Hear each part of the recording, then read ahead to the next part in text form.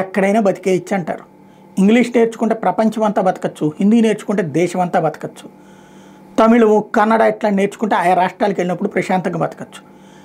స్టాలిన్ అనేటటువంటి ఆయన తమిళం తప్పించి ఇంకోటేం నేర్చుకోవడానికి వీలేదు, ఇంగ్లీష్ మాత్రం నేర్చుకోవచ్చు, ఉర్దూ వాళ్ళు ఉర్దూలో మాట్లాడుకోవచ్చు. అంటే క్రైస్తవులకు సంబంధించినటువంటిది ముస్లింలకు సంబంధించి అయితే ప్రాబ్లం లేదు. ఒక్క ఇదైతే కనుక భాష పరంగా వివాదం సృష్టిస్తానంటారు. కానీ ఆంధ్రాకి సంబంధించినటువంటి ఒక వ్యక్తి, కూలీకి చేసుకునేటటువంటి వ్యక్తి 22 ఏళ్ల క్రితం టీ తాగడానికి రైల్వే స్టేషన్లో దిగి ఆ రైలు వెళ్ళిపోయింది.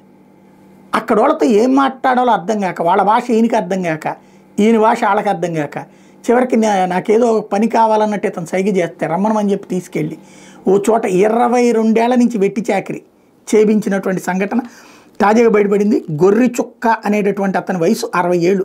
2003లో పనుల కోసం చెన్నై వెళ్తే అక్కడ రామనాథపురం వెళ్ళే రైలు ఎక్కి మధ్యలో శివగంగా రైల్వే స్టేషన్లో టీ తాగడానికి ఆగిపోతే ఆ రోజున అతన్ని వదిలేసినటువంటి పరిస్థితి. అంటే ఏం చేయాలో అర్థం కాని పరిస్థితి.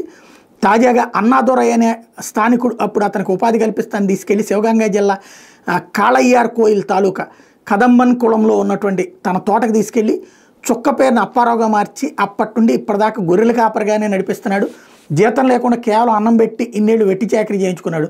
బయటికి వెళ్ళడానికి వీలు లేకుండా కుటుంబీకులను కూడా సంప్రదించనీయకుండా చేయడంతో బాధితుడు అక్కడే ఉండిపోయాడు. ఈ మధ్యనే కేంద్ర ప్రభుత్వం వెట్టి చాకరీ నుంచి విముక్తి కల్పించమని ఆదేశాలు ఇచ్చినటువంటి నేపథ్యంలో తమిళనాడు వాళ్ళు రైడ్స్ చేసినటువంటి సందర్భంలో ఇతని గురించి సమాచారం రావడంతో అతన్ని పట్టుకుని లెక్క కనుక్కుంటే ఏడాది జనవరి 31న శివగంగా జిల్లా కార్మిక సంక్షేమ శాఖ అధికారులు ఇతను గుర్తించి ఆంధ్రప్రదేశ్లోని పార్వతీపురం మన్యం జిల్లాకు చెందినటువంటి వ్యక్తి అని గుర్తించారు.